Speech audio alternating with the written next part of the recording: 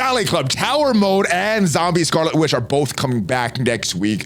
Brand new promo codes for the Cosmic Crucible tournament from yesterday, and we're discussing all the upcoming changes that are coming with Update 9.0 in this edition of your Marvel Strike Force Weekly News Update. This week, I am joined all the way from the Starjammers headquarters by Brother Dacier. And if you're ready for all these topics and more, then Brother Dacier, let him know what to do.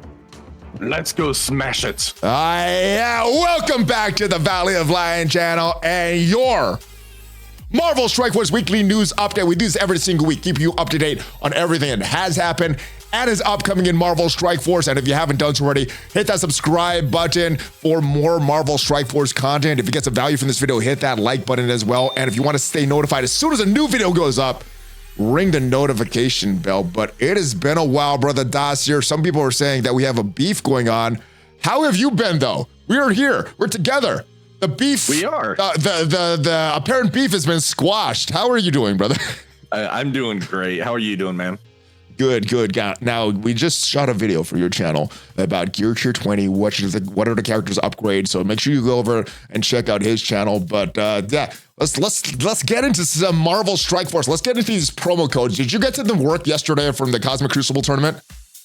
I did, yeah. I know some people had some issues, but I did it live on stream and it ended up working just great. Now, Dacier, I am one of those that had issues with this. I didn't get to work on stream, so we're gonna try it right now. The first code, let's go 5C. You get 3 million gold, 150 power cores. Let's see if this works. And it's taking a while. Is that a good thing or a bad thing?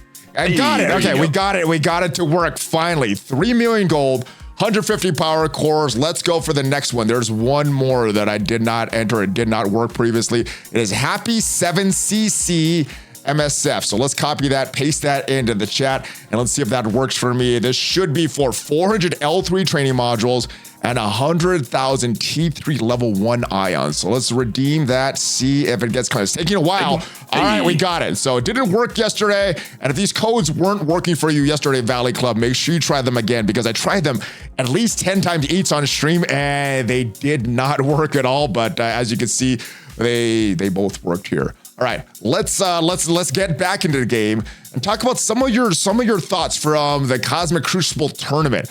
What were some of your surprises? I know some people are talking about Knull, Starjammers as being disappointment. What are some things that you saw from this Cosmic Crucible tournament? The rooms are very cool. I'm very happy with the way the rooms are set up. The stage 4 was the one that kind of cost me the championship. What is that? What is those room rules? Just to refresh my memory, I don't remember. There was some interesting rules though. Yes. Yeah. Stage 4 was the before any of your characters take a turn, the offense team has negative 5,000% focus, meaning you're not removing anything, you're not flipping anything, you're not laning vulnerables on spawn, which I played into that aspect and kind of tricked a few people out in that one. Okay. And then didn't trick me because I didn't play you. And then there's the minus 50% damage, which felt more like about minus 100% damage. Like you were doing about a third of your damage, about half your damage, if that. I think it was more than that, but it was pretty impactful. How did you like that glass cannon room? The one with you getting a lot of extra damage, way less, like 90% less health, more damage if you're a striker. That was a little weird. I saw some weird results in that room. How did you play through that room?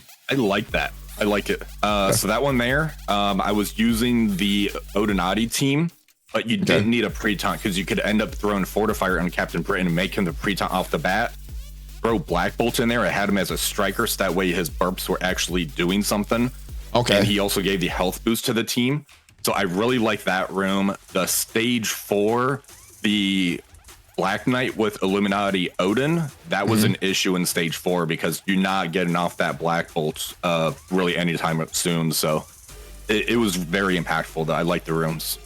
Gotcha. Yeah, some of those rules are going to be repeated for the next season of the Ultimate 32 that's coming up as well. So if we go take a look at some of these rooms. One thing I did want to remember was that this one, the stage 6, was also a little confusing. The speed bar, when you have speed up, you get negative speed. When you have slow, you get more speed. And that was a little tricky. Like which I couldn't remember which characters had the speed up and stuff on spawn because I didn't want them to get slowed. But looks interesting. I read that one incorrectly or misinterpreted it. Because I was thinking it's like, well, then I want to get slow on me so that way I actually outspeed the opponent. It's basically you still get the speed up for the 50%, but you also get the negative 50%. So it's basically saying, is it just a wash? Speed up, do nothing? It's a wash. Okay, so the speed actually functions properly. You're just also getting, so nothing happens then. Nothing happens with this. Yeah, speed so up and slow does nothing. All right. Those do nothing. You can't like get turn meter gain like Old Man Logan. You can't do turn meter rewinds. So really the only way to outspeed your opponent is by bringing characters like Night Stalkers in that gain the extra speed and Star Jammers. This is the big one, right? The speed bar cannot be increased and decreased. So yeah, the Apocalypse Empower Basic wasn't working. Yeah, as you mentioned, Old Man Logan wasn't working. There was a lot that wasn't working. It shuts down Kahori. Yeah, Kahori in that room wasn't that good. So yeah, we got the glass cannon stage for Ultimate 32. We got the Toxic, the offense and defense. The characters take on character's turn, attacks self for 15% of the character's max health. This reduces max health, so they cannot heal after that. And then that room that you mentioned, that was stage 4, lower the focus by 5,000% and damage by 50%. Non-Mephisto characters. So that I saw that as more of just a screw you to Mephisto and Kahori, and didn't really affect anything else. That's gonna be interesting for the Ultimate 32 coming up. Any plans for this? So I think this is going to be after this current season in Cosmic Crucible, but do you have any plans for this yet? Or are you going to kind of wait till the season is done to start to plan out what you're going to do for defense? I have an idea. The last time there was Ultimate 32, it's nothing held on defense because we had so much for offense. Yeah. So I'm going to have to play into that, unfortunately. I kept trying to make it to where I could kind of theory craft a good defense. Yeah. I'm just going to throw whatever on there and just try to one-shot everything. So I'll have Odin, Mephisto. I'll have everything on offense. Well, hopefully the temp bonuses work this time because there's going to be 6 attacks. And the first time they unlocked they launched the Ultimate 32, you only got a decrease for your first 2 attacks. After you did your first 2 attacks, you could attack. It doesn't matter because you're not going to lose stuff. So this blog post indicates that it's going to be working correctly, but we'll see. We'll see if it is when it comes back. Yeah. All right. Star Jammers. One of the big things from the Cosmic Crucible tournament was the Star Jammers. I was a little disappointed. I lost my first 2 matchups with the Star Jammers. Now, I hadn't used them before. I hadn't unlocked the full team. So that was my first time ever playing with them. And I didn't try them on a test server or anything like that. They didn't win. I was a little disappointed. What was your experience? And the third match, they ended up just smashing the defense there. So mixed results, I guess, when I'm thinking about it. But what was your experience with the Star Jammers and with these updates? The updates were supposed to be live during the Cosmic Crucible tournament. Do you think that they made a difference from what you were experiencing in Cosmic Crucible before? So I had the full team before, and they definitely performed better. The first round, I went against Mobile Gamer, and I took it into a mirror matchup, and the mirror matchup's a cakewalk. The second round, I went against Duelum, and he had Night Stalkers with Odin in stage 6. This walked over that no problem. Stage 3, I tried taking it into Dorky's Illuminati Black Knight team, and that's what actually cost me the matchup. I shouldn't have done that in stage 4, and I misplayed it on top of it. And then I just kind of took it into like a nothing burger room. I think the real issue is Lilandra still needs to go second on the team. That way you could end up doing the ultimate, reduce all of those positive effects, as opposed to her going 4th after Havoc, Howard, and Rocket goes. I think that's the big issue is she still needs to go second, and that would end up really changing this team. Gotcha. Now, my experience, I took them into the mutant team with Phoenix Force, and they got smashed. I was like, oh, Starjammers should handle everything. Chat was expecting to handle everything. I'm like, did I play that wrong? Like, no, they just didn't handle that team very well. Next, it went to Odin and Illuminati, but with Sasquatch as a taunter. So we had Sasquatch and Captain Britain's taunt that we had to get through. Couldn't get through that to get to Odin, and they didn't work. I'm not sure if I played that right because I think that should work, even with a extra taunter. And in the last match, I don't remember. It was something in stage 6 that I didn't think they would win. I took them in and they smashed it. So I guess mixed results with the Starjammers as well. Other than changing the turn order, maybe changing a launder speed, anything, is that the only thing that you think this team is missing to make them like a viable automatic Cosmic Crucible counter? I think so. Havoc being able to clear the charge and positive effects with the ultimate, that's great because that really gets you off one of the taunters. Then Howard goes currently, as long as you don't have immunity on spawn, then Howard could end up doing the trauma ability block with his ultimate. And then Rocket does the assist to basically call an assistant plus Groot. So it's like a triple or quad tap, depending if you have Groot as a skirmisher. And then Lilandra does the ultimate, does that triple hit damage on there, takes all the positive effects away. I've seen people take this into stage 2 and it just like one shots like a full health Thanos endgame. Okay. It was like a game over button in stage 2 with the 100% extra damage. Just stage 4, don't take him to stage 4. All right, so what are you doing for Professor X? Has any of these reworks shifted your value for taking? Obviously you need to take Lilandra. Lilandra is required, but Howard, Havoc, are you thinking of taking them into Professor X now, especially considering we're going to get to this, we're going to talk about this a little more later, but the official recommendations that are in game right now did recommend Starjammers. Personally, I still don't see a lot of value for this team outside of Cosmic Crucible. Do you see any Dark Dimension value, or is this just one of the scenarios? Yeah, they're going to have value later. They're going to suck in Dark Dimension, but they're going to get the value from them later. Is that kind of why that recommendation's there, you think? Yeah, I think that's exactly right. It's in Dark Dimension. I don't know how they're going to perform, or the Professor Xavier saga. I am looking to take Howard for sure because he is a tech character.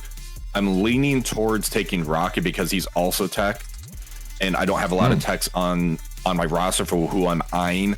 I'd love to take Havoc, but he's mutant, and I have a lot of mutant characters I want to take, especially in the global section. Okay. All right, well, we'll talk about the exact recommendations and things once we get to that. But I do want to talk about Battleworld because if you've been pretty engaged with this mode, you should be unlocking Knull this week. And we saw him in action yesterday. Yep. How was your experience with Knull? I saw him get smashed a few times. Defense, he's really, really bad. Offense is okay. What was your experience with him?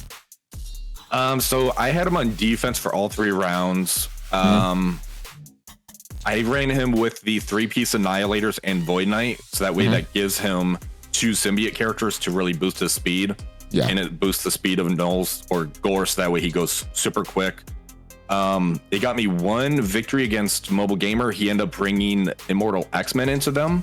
Okay. And they actually held the defense on that. Because Storm ended up doing the ultimate, ended up pushing Thanos endgame. Thanos endgame ended up throwing his passive. Then Thanos endgame ended up doing the ultimate and cleared him. Otherwise, he was kind of a letdown in my opinion. He was just too squishy. When I was watching the replay, he dropped down so fast. Now, the Knulls that we had on our test server were 7 red, 7 gold. That's not what we're gonna get when he comes out. No, he's gonna be like the minimal. What is that? I think is 3-star unlock or is it 4-star? 4. It's gonna be really low. It's not gonna be that level. So once, do you think people are gonna be very disappointed once they finally unlock Knull, considering we were using a 7 yellow, 7 red on that test server? Yeah, and that was punch across. So it wasn't even like a punch up that we're gonna be doing going into diamond characters. I think people's gonna be kind of upset on it. I know I am. Normally, right on the release, I'll take the character straight up to that 105 G19. That's kind of my benchmark for all new characters right now. Yeah. I'm just going to slow build him. All right. Which is kind of disappointing. I'll see. Maybe with diamonds it gets better. I don't know if they're going to be easily accessible. That's the thing. Because we need to do this multiple times, which Battleworld comes around once a month. And that's going to eventually get him to the 7-7. Then even at 7-7, he wasn't performing doing punch across against other 7-7s. So to me, he was kind of a letdown because of that. And do you think that is because this Battleworld got delayed? He was supposed to be, I don't know when people were supposed to be unlocking him, but obviously a lot sooner than, end of March, which is now. Do you think that had anything to do with how he felt in Cosmic Crucible yesterday?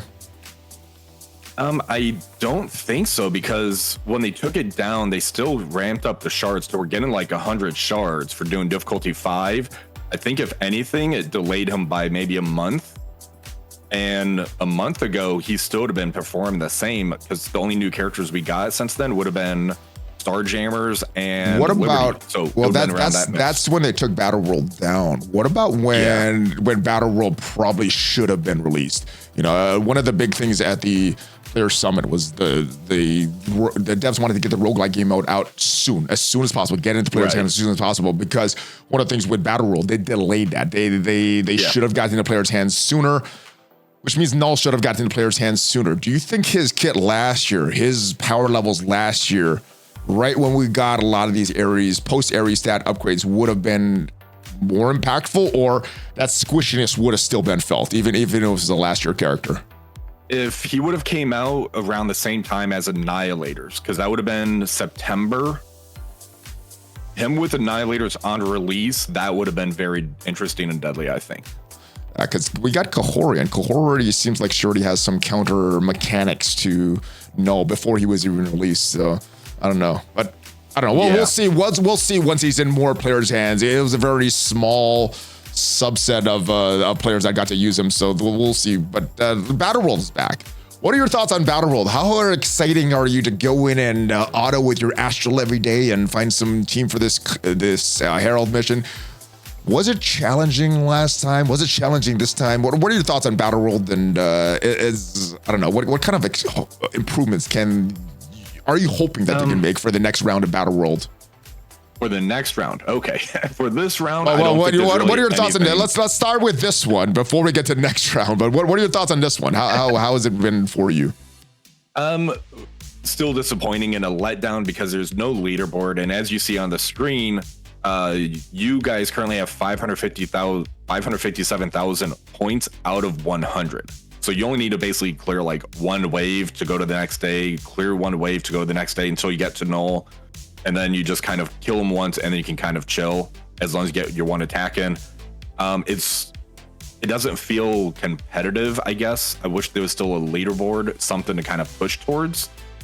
The most interesting nodes on all of these are always the ones on the far left, like this one.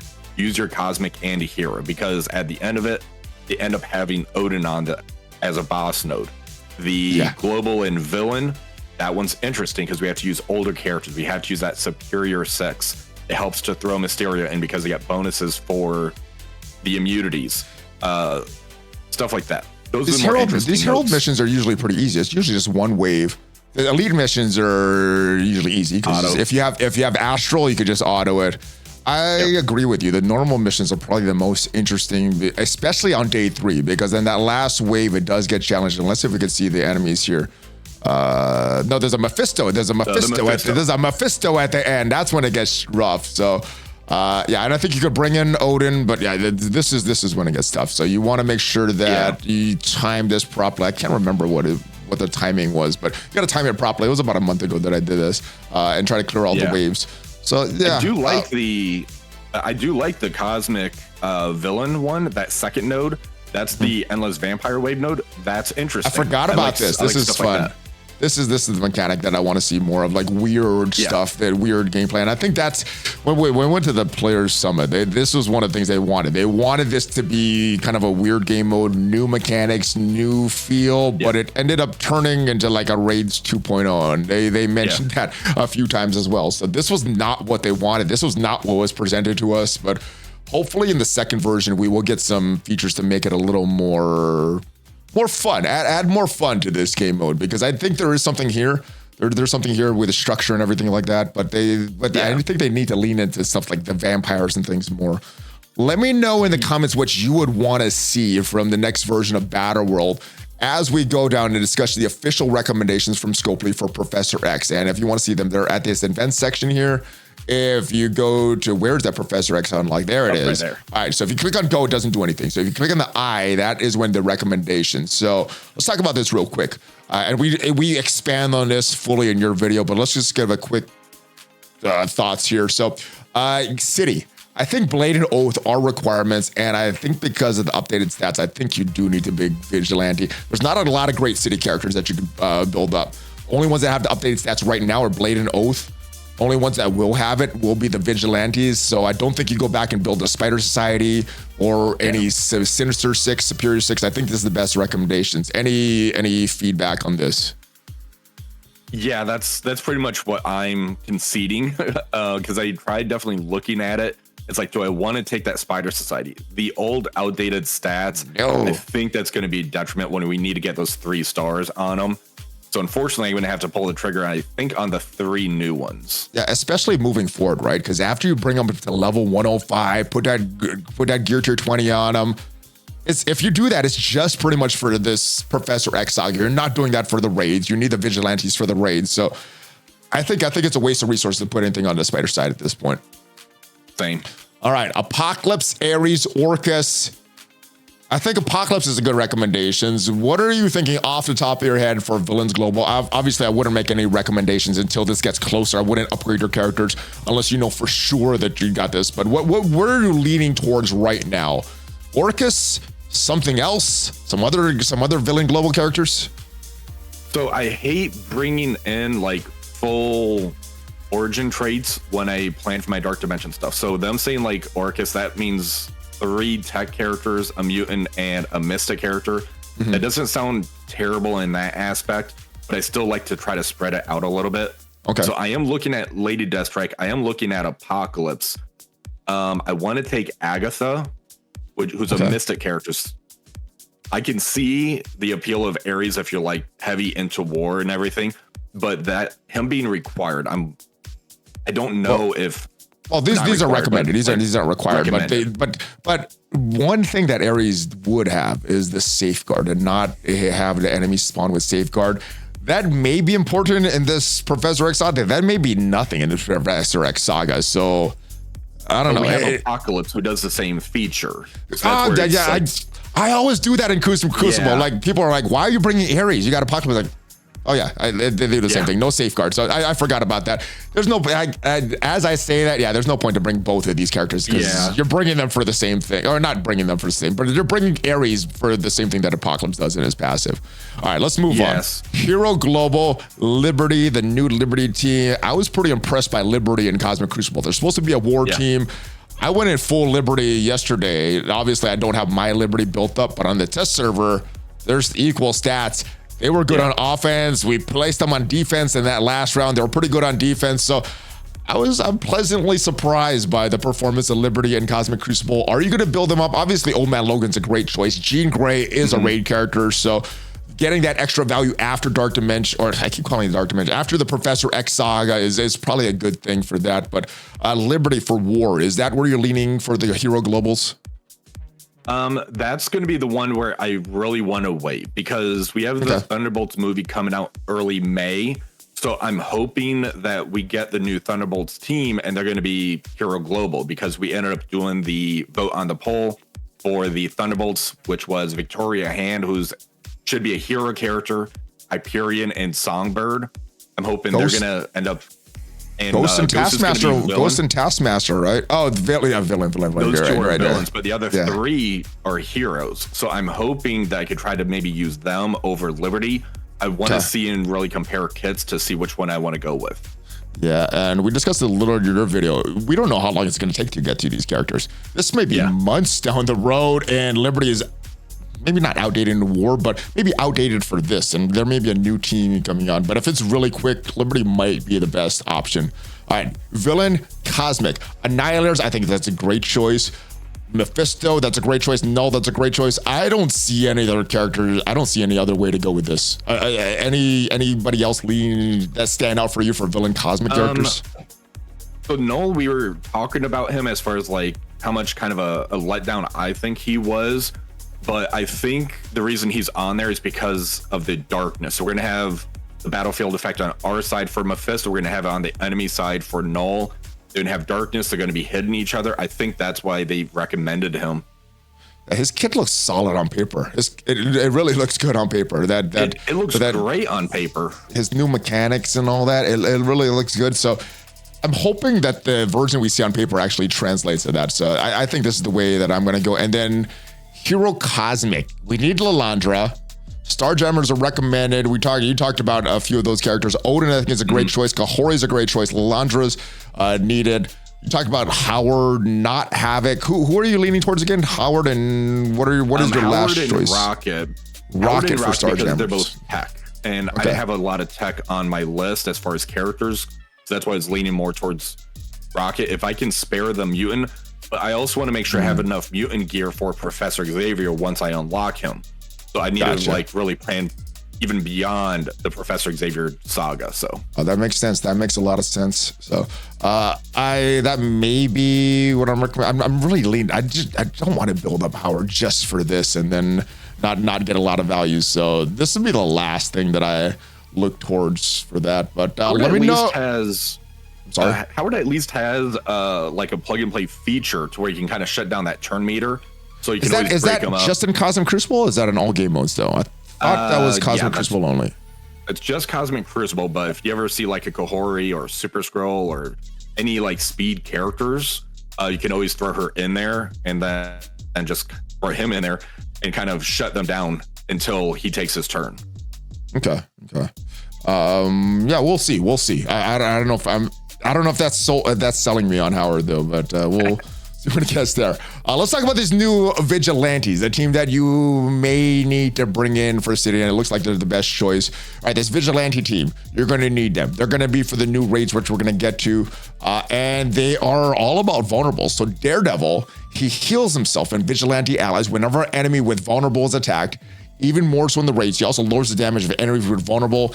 When he's on offense. Silver Sable also interacts with vulnerable. When an enemy with vulnerables attack, she fills the speed bar for herself and Vigilante allies. So that is huge in a turn-based game. Getting more turns, having your turns go faster, huge. And then Hitmonkey's the damage guy. Whenever an enemy with vulnerable takes a turn, if his health is full, he attacks the enemy with the highest health, ignoring taunt and stealth for piercing, then applies more vulnerable.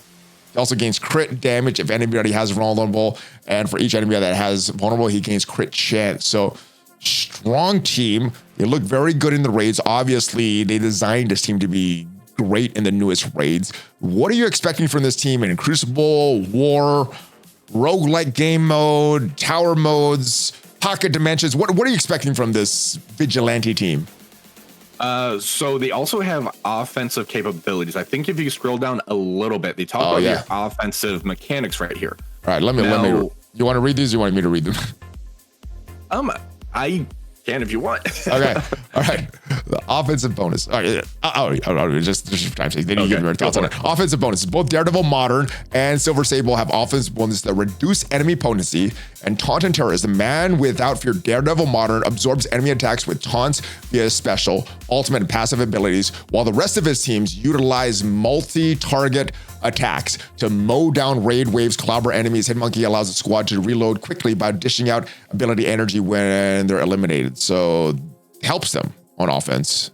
Is that what you're talking about, or is there more that missing? So that's definitely what I'm talking about. A lot of their kits function in 3 different ways. There's going to be kind of the set way the kit works. There's going to be the raid portion of the kit, and then there's going to be, unfortunately, like a full team portion while on offense. The big 2 that I want to address is going to end up being Daredevil Modern's passive, if you want to go up to that one. Okay. So under Born Again, the top line, on spawn, if this character has 4 or more Vigilante allies, gain taunt for 2 turns, safeguard for 1 turn. That right there kind of doesn't appeal to me, because if we look at other raid teams, such as Orcus, Sentinel needs 2 more allies. Man-Thing needs 3 more allies. This one here, you need a full team to really get the full capabilities of this team. The other big one that's kind of something I'm not happy about is going to be Silver Sable's passive, where she does the turn meter. For Silver Sable, in raids on spawn, fill speed bar by 15% plus 5% per Vigilante ally, herself and all Vigilante allies. And when an enemy has vulnerable is attacked, fill speed bar. So all of the speed bar gain and the pre-taunt portion you either need the full team or in raids. I think if they opened that up to maybe Daredevil needing 3 or more allies, and maybe at least have one of those lines, like maybe the fill speed bar on spawn was outside of raids, then they would really perform better as a full team outside of raids. Otherwise, I don't see how they can actually perform, because they don't have like speed up on spawn. They don't have the turn meter on spawn. So I think they're going to have an issue getting ahead of a lot of these teams. So usually with these teams, I'm going to end up running the full version of this team. And I don't know. I'm probably not going to split them up. Once in a while, I'll split them up. But the devs did say that they're trying to make these teams try to fit in their own lanes a little more. So this is probably on purpose. They probably don't want as many hybrids, which I don't like. But hopefully the hybrids and theory crafting comes in some of the new game modes, like that roguelike game mode. I do want to talk about Elektra real quick, because right now she has the Mystic tag, but she should have the skill tag coming up. So if you are thinking of upgrading her, wait to do that. Yes. At least after level 100 for those race 105 milestones, because you could double dip, kind of like you did with the Spider Society. You could double dip with them. But now this is a modern team with updated stats. So wait till Elektra has the updated stuff. It has all the tags before you upgrade her past level 100 if you want to get all that stuff. Any other final thoughts on the Vigilante team before we move on? I'm a little disappointed that Daredevil's the tank on the team and not like a brawler like the one that we currently have. Is that a bad thing? Because we already have a Daredevil brawler. Is that a bad thing? Yeah. That is? Okay. Yeah. He has a very interesting kit where he can take a beating, which kind of fits like the show portion of it. Yeah. Because he always gets beat up, then kind of comes back type of thing. So it works. Silver Sable has a very interesting list of tags. She has that mercenary tag, so you can slot her in with, like, say, the Mercs for Money, Rework Taskmaster, Underworld Taskmaster. Yep.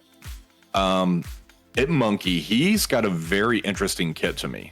So 127 speed. He has stuns. If you make him a striker, he pumps out the vulnerables. Then he can hit into that vulnerable target to prolong the stun and the trauma. So that's very cool. And his passive, how every turn somebody with a vulnerable goes, he either heals or does damage. So that's very cool. I like his mechanics. All right, so we'll see how they actually play. On paper, they look great. Knull look great on paper, though. So we'll see how he actually does when he gets in the player's hands. We got a new version 9.0 that comes. There's a few bug fixes. I have not read through these. Have you read through these? Did anything stand out to you if you did read through them? No, after the tournament yesterday, I just kind of like unwound. So I actually didn't read these bug fixes yet. Okay, so there's some bug fixes that happen. I guess this means we're officially in update 9.0. And the latest Strike Spot video did discuss a lot of things that are coming in update 9.0. The 4 major things, though, that we'll discuss: the new Overpower system, the chaos raids, the individual raid difficulties, the difficulty slider, the new global milestones, and the new command center. Now, let's discuss the global milestones and command center, because I think those are coming first. What are your thoughts on these global milestones? So pretty much everybody should be working towards a big milestone goal, and if everybody in the community gets that, everybody in the community will get the reward. So I like to think of these in games like the community versus the devs. What do you think of these global milestones? I think it's actually really cool having like a set goal that the whole server goes towards. I think that's fantastic, especially for like those newer and early game players. Just getting free stuff for them doing their thing, and then kind of have the end game kind of help them out that way. I think it's great. Yeah, they kind of talked about the raids kind of being like that as well. We'll get to the raids as well. But let me move on to these command center where we have these global milestones. So the way this was described is should make a lot of these confusing events easier. I'm not sure if that's what it's going to do, but if that is what it does, I am very, very happy with this, because all the different energy systems in the game, trying to keep track of that, going from one place for one, all the way to the other side of all of our events for the other, then going to the events tab after all the campaigns. It's just very messy how it is right now. So do you think that this will solve this, or is this designed to solve another problem? It really depends if they solve the issue where you have a web milestone, which goes into a sub milestone event that's in game, which leads to another milestone, which leads to the monthly milestone. Well, they haven't had that for like the past 3. I think all of March. They used to do that all the way, but I think they stopped that right before March. So now the web milestone doesn't even tie to the main milestone event, and the main milestone event's been pretty easy. Hopefully that's not just for the anniversary. Hopefully that continues and just making these events very, very easy to navigate. I think the big thing coming very soon are these chaos raids, the individual difficulty raids selector. So there's going to be a few different versions of this. We have the, actually that's the overpowered system.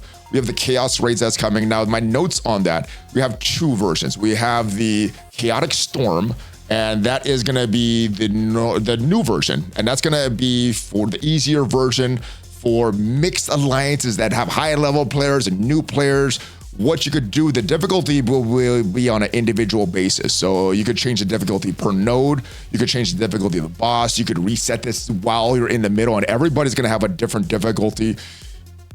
I think that's great. When I first heard about this, I'm like, that's awesome. So now if a high level alliance wants to bring in a new player, they can run these chaotic storm raids and do that and not miss out on too many rewards. Obviously not as much as the chaotic storm omega, but you're not missing out on too many individual rewards if you choose to run this. What are your thoughts on this and player catch up and this for mid game and new players? Yeah, the thing I really like about this is how there's 8 lanes for this one. So if you don't have a full alliance and you're starting to ramp up, because they're going to be sunsetting, I think the Doom raids or just the Ultimus raids, so that you can kind of start at this one. It's going to be the 8 lanes, and everybody has their own lane that they could end up going into. They don't have to wait for other alliance members, or if it's not a full alliance, they can still get some meaningful rewards. So I love that. Yeah, for the next one, this is going to be for more endgame alliances, and this is going to be the Chaotic Storm Omega. They don't have the Chaotic Storm Omega, says Orcus here still, but you're going to have a difficulty selector for just the boss on the Omega version. This is going to be like your traditional raids. This is going to be the harder version. The normal nodes are going to be selected at the beginning, and if you want to go in and change the difficulty of the boss, you can do that, but you don't have to do the boss. To get your alliance at 100%, you don't need to do the boss. The boss is just going to be for some individual rewards. So if you're a real sweaty player and wants to get all the rewards possible, you're going to do the boss at the highest level. If you just want an easy experience, get to 100% and just be super casual with it, you can do that as well. And I like that. What are your thoughts on this Chaotic Storm Omega? If you want to play it casually, you can. If you want to play it a little more sweaty and get more rewards, you can. I like that option. What are your thoughts on that? This option for changing difficulty? So I really like that, and I believe they also mentioned that everybody has a chance to do a boss node on this. Yes, which tells me that considering it's optional, I think that's going to be extra ways to get some G20 orbs, which means I'll be doing it. And yeah, it definitely could be. We don't know, but that's my assumption for it. And if you end up going to too hard a difficulty, you could end up resetting the difficulty and then skipping it if you need to, which is great. So that way you're not actually stuck there and kind of end up hurting your raid, so you can't do the later nodes. So I actually really like that. That's a fantastic update. I like it as well, and I think it's going to be a good thing. The way it's described, I'm really looking forward to it.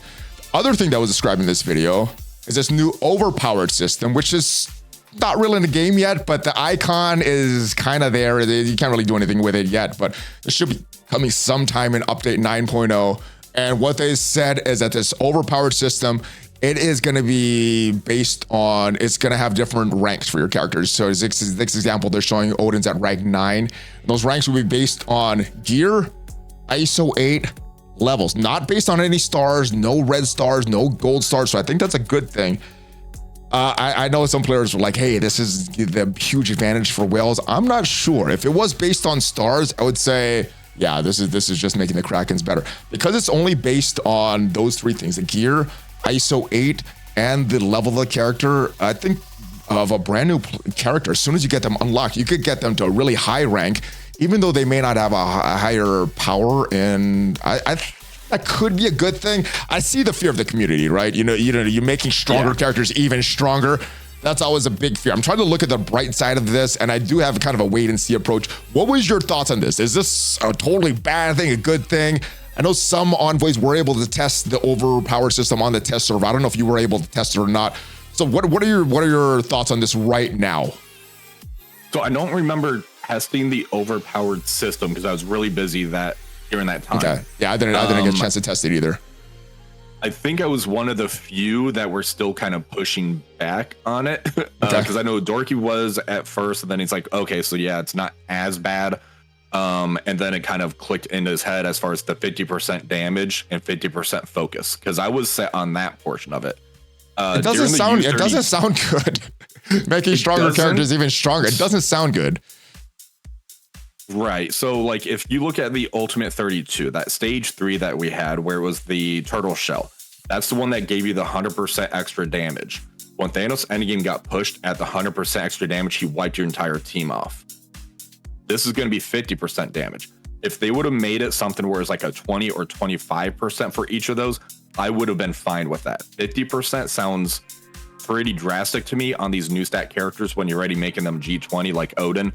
That battlefield effect is going to tear through everybody. So anybody that upgrades their Odin, I know some people got some big payouts, and if you upgrade your Odin, yeah, that gear tier 20 is going to be hard for some people to get to. So you'll have one higher rank than everybody. That could be a problem. I don't know. I still want to see how it is in the game. It may be huge. It may not be that big. Only rank 1 or only the first tier is going to be at launch. And what that's going to do, you're automatically going to win the speed bar stat ties. And then you're going to get that 50% damage, 50% focus. Yeah, doesn't sound good, but I'm hoping that not relying on stars and red stars will make it not as bad. And if you have the resources, you're able to upgrade characters right away. I do see it being a problem in the short term for gear tier 20 because that's pretty hard to get. But after that becomes accessible, I don't think it's going to be a huge problem. But then I guess there's going to be more ranks, and I don't know. I guess we'll see. We'll see with it.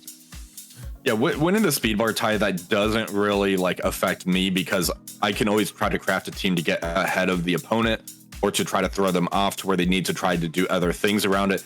I'm fine with the speed bar tie. I just think the 50% is too much. I think it should have been about 25%. And then when it goes to the tier 2, then it can go to the 50%. I think that's something that they could have done. It sounds like a lot. It sounds very big to me, but I want to see it. I want to see it. I want to see it in the game for a little while before I start to say, all right, this is good, or this is horrible. You guys need to change this. I'm gonna wait till it's in game for a little while. All right, Discord. This was a huge thing at the Player Summit. They made a big deal out of this. This is the first game ever integrated with Discord. I don't think they made a huge deal about it in this video or not. With the video, but you're going to be able to link your account to Discord. Now, I'm not someone that uses the communication system a lot. I don't chat too much in Discord, except in the Envoy chat, just like make videos and stuff like that. But how big is this for alliances that communicate a lot, that need to communicate, having it integrate to Discord? I'm not sure exactly how it's going to work once it's integrated in Discord, but how do you think this is going to work? So I watched the video. I'm actually very impressed with this. This is an amazing tool, and the fact that Marvel Strike Force is the first or one of the first games to be able to do this. The first game, they said. The first. Yeah. That is amazing because there's so many games where it's you need to have Discord to really get a full communication with your alliance because the in-game chat system is usually bad in a lot of these games. And them just saying, hey, let's work with Discord, get this thing together. This is fantastic. I love it. Yeah, I think this is good. And then what they also said is that Marvel Strike Force, even though, Monopoly Go is making a lot of money, Pokemon Go, they just bought that. Marvel Strike Force is really leading the way for a lot of the other Scopely games with their innovation, stuff like that. So this may be something that a lot of other games doing. And, Marvel Strike Force is the first one to go through it. But there was a lot of other things that were discussed at the Player Summit. I know it was really, really last minute. Not everyone was able to go for this, but a couple big things that we did discuss during this. The roguelike game mode, we get to try that out. And then some war changes. The 3 big things that they wanted to do with these war changes: to move away from efficiency, to move away from full clears, and base the scoring a little more on the high level, match high level decisions, like where you place your rooms, which rooms you take out first, things like that, which rooms you're going to boost. Do you have any questions for that? Because I revealed a few things in the videos. Is there anything that wasn't clear, or any things you still are wondering about that I may be able to answer?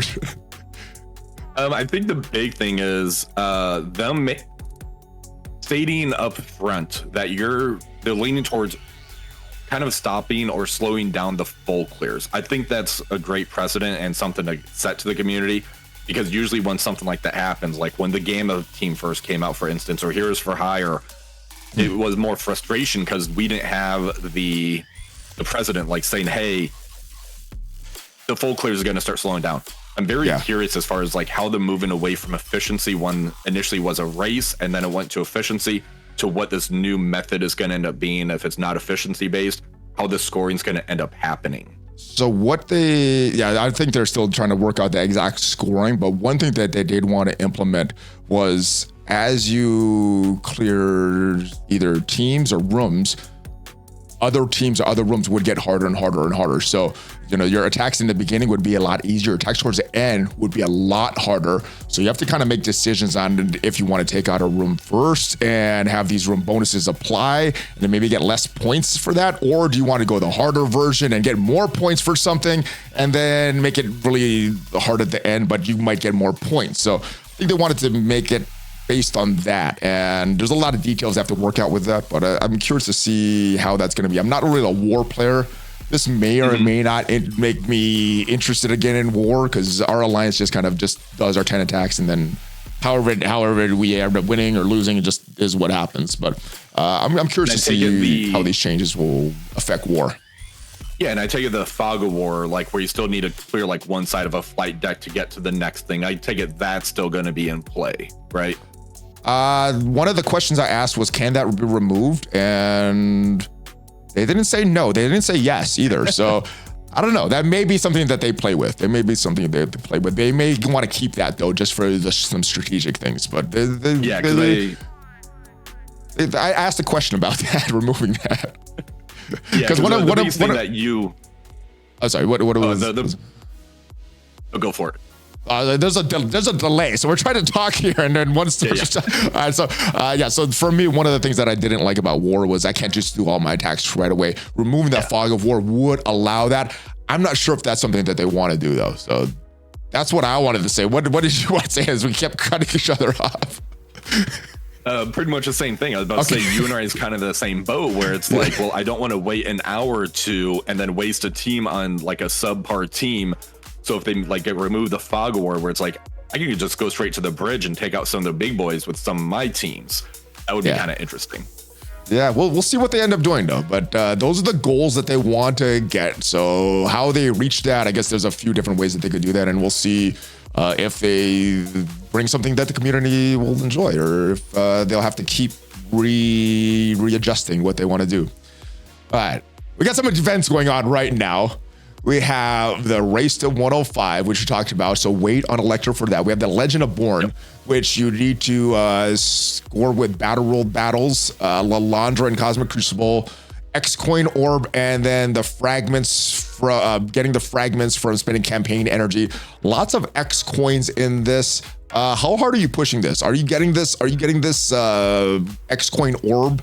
I think it's like $15. It gets you a bunch of milestone points there. It gets you some gold, and it gets you some of these X coins as well. Did you get that? Is this event worth pushing? The last one had a leaderboard. This one has no leaderboard. So are you pushing as hard in this one based on spending campaign energy, or the one last week that was based on spending ISO 8 energy? So I had about 5,800 ISO energy saved up. The ratio for that is a 1 energy to 4 points. That got me about like 22,000 points or 24,000 points on there. Okay. Which definitely helped for me to kind of push on this to get those X coins. I did end up buying the orb for the $15. That actually has an extra 1,000 milestone points on it. So that's another 21,000 for the $15. Because you get the 20 here and then the 1 from the actual orb. Yep. And then there was X coins in there. So that's why I have a pretty good stash of coins right now. Beyond there, I'm going to be able to hit 17. I need to see as far as the 175K. Is it going to be cheaper at the last day to purchase more milestone points? Because I'm really trying to push for this Gear 20 pieces. Oh, you're trying to get this at milestone 18, these 175,000. Yeah, so I don't know if it's going to be cheaper by the time I've reached the last day of it to purchase the milestone points, or to just purchase the X coins directly, or just to pass on it. So when it gets to the last day, I want to really do the math. Is it which is more cheaper or friendly, I guess, as far as that goes, because those X coins are actually not terribly priced compared to the milestones. Yeah, if you think about it, you're spending for Professor X. This is not spending for this event. This is not spending for Patriot. It's for Professor X. So if you're spending on this, it's for these X coins to get Professor X a little earlier. I do want to talk about the event going on right now. Which one is it? We got so many events going on. This is the March events. Lucky 7. This is the one. I like this one. We got Fonzie. I got Fonzie today. Did you get your Fonzie unlocked? I didn't, because I didn't play much after the tournament yesterday. But I definitely won that outfit. All right. Well, Ralph Mouth Potsy will be very happy when this gets unlocked. But let's go to the X coins store. Did you see the Shield Medic costume though? I did. Was that this week or last week? I did unlock that Shield Medic costume. I think it was last week. He's like playing on the PlayStation Portable, the PSP type of thing. That's actually really cool. Oh, I didn't. I didn't notice that. I just let's go look at that. I noticed the desk one from, I think that was from a year ago or so. The new one that we got. Oh, he's right down here, all the way at the bottom. Yeah, so like he's playing a video game, all the way on the right. Wait, there it is. Okay, I noticed it. I noticed this. Oh, he is playing on his. I didn't notice he was playing on his phone. He's playing Marvel Strike Force on his phone with a Deadpool keychain and a Marvel. And you see the Marvel Strike Force keychain right there. That's. I didn't notice the phone, but I did notice the keychain. Yeah, this is a cool costume. I think the Weaver one is a really good one as well. But yeah, the Weaver's really sharp. I think those are my two favorites. And we got Jean as the Captain Marvel is the Twitch drop reward this week. Also 700 power cores. So make sure you have your accounts linked, your Twitch account linked to your Marvel Strike Force account. But other thing going on this week is this X coin store that we talked about. Now, what I'm doing, I'm just buying everything. I'm buying everything in top row. I think this is better than what we had to do in previous years where we had the gear tier, whatever, the next gear tier here. We had to use gold. Now we don't have to use gold. We got this other currency that, I don't know, you can either spend or just grind for. I'm buying this whole top row. Are you selectively buying this or are you just buying everything? So I was just buying the Mystic and the Mutant gear because those are the two traits I'm definitely high in. I need to see as far as how many pieces I could end up buying, calculate that by like number of rows, refreshes, and how many days to see if I need to start buying like the full top row to burn through my currency or if I can just kind of keep focus farming. So I'm kind of like really trying to min max the store personally. But Mystic and Mutant for sure. I may start purchasing some skill because of that Vigilante team for the city section. So we'll see. That makes sense. Have you decided your characters yet? Or are you just kind of stockpiling all your gear and going to wait till it gets a lot closer? I have a pretty good foundation of characters I want to take. There's still some question marks at this time, such as the global section, mainly for the villain and hero. I'm definitely going to have to take the Vigilante and Blade and Oath, but it's more trying to see who I want to take as the finish for the global villain and global hero section. All right. As we move for the last section, which is the Datamines from Brother Quick Draw, and we got two new ones first. Battle Pass Season 43 is coming. This is from yesterday. Earned Scarlet Witch Zombie Shards and Laundra Brooch tokens. Scarlet Witch Zombie. Everybody's asking, when are we going to get Scarlet Witch Zombie Shards? I keep telling them October. It's going to be Halloween. It looks like we're going to get it before October.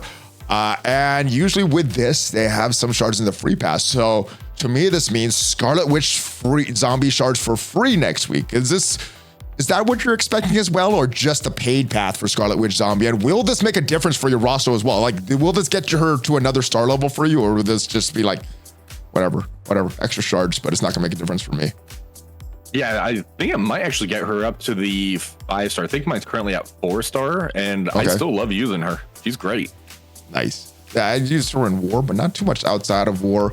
If we look, mine's is 39 out of 80. So if there's 41 or more shards, it will make a difference. I still don't have red stars on her. Did they ever release red stars, or was that just like a leaderboard event, or what? How was the red stars released for her? I think it was the offers when you purchase her, you got red stars as well. Gotcha, I think that's what it was. All right, so I didn't buy this character because it's a war character and not fully into war. Yeah. Other big thing though that's coming, not here, it's this. Yeah, the Liberty Tower. So this looks like the big event next week. So more X coins coming. Do you know when the shop is going to go away? I want to say about 45 days. All right, let's go in game, see if it's in game. Oh, it is in game. Okay. 39 days is when it's going to go away. So that, it looks like it's going to be here for a while. That's good. And that, I think it said Professor X was in 25 days. So this is going to be here after the Professor X saga. So that's good. We're getting more of these coins though. We're getting more of these coins in the event. So we're getting Liberty Tower, earning more X coins. The legend continues, milestones, getting progress in the event, by earning Undying Orbs, earning points from Liberty Tower, and playing Cosmic Crucible with Starjammers. Earn fantastic rewards, including Howard Shards, X coins, Crimson Mystic Gear. Crimson Mystic Gear. You think this is Gear 20 or Gear 19? I hope it's Gear 20. Has to be Gear 20. Has to be Gear 20. It can't be Gear 19. Who's pitching for that now? Yeah, if that happens, then I can pretty much finish up my city section. If that's the Mystic. case. Hey, maybe I could finish up my Odin, get him to that next level, so I could overpower everybody. Yeah. And lots of stuff went on this past week. Lots of stuff coming up in Marvel Strike Force. Lots still that we haven't seen that we know is coming in Update 9.0. What has you most excited about all the things that it was announced this past week that is coming up in the game? Oh, geez.